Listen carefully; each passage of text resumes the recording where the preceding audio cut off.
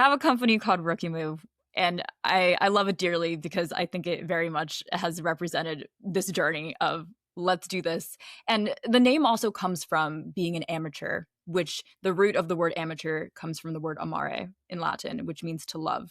And it's the Mm, idea that I am taking this risk on myself to really go and do what I love. And if I fail, I gave myself the time, and I'm sure I'll become a different person at the end of it, even if I go back to a job that a tech job, for example, which was never not on the table. I could totally see myself going back to it.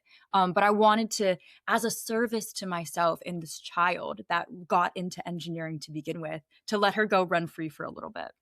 So I think if we get into like the semantics of LLCs and starting a company, it was a lot of research, and I think it was a lot of, oh, I don't know what I'm doing, because they don't really teach you that in corporate. They would never teach you that, But I felt through putting myself out there, and that was through LinkedIn. I swear on my life, on LinkedIn, that has been honestly the biggest tool in this journey. Is my entire network.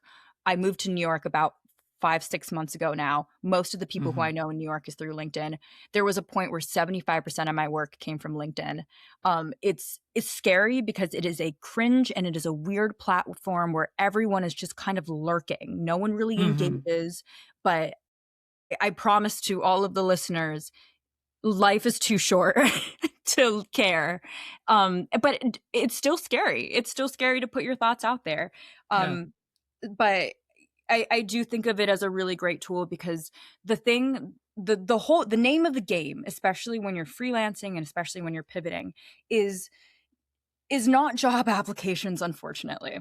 Because it's also like it's job applications are outdated, unfortunately, and there's a lot of just things that are like AI screwing it all up and whatnot. The name of the game is that when someone comes across an opportunity, you want them to think of you.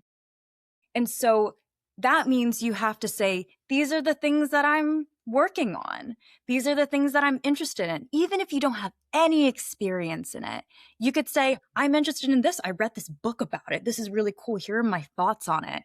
Um, I would write on LinkedIn being like, hey, are any freelancers out there? Could we just chat? Like, what are y'all up to? And then a number of freelancers came, and then I did another post about how I just love the freelancing community. It's just making these moments of your journey and putting it out into the world, because after a while, so I started posting on LinkedIn in January of 2025, so it's only been a year.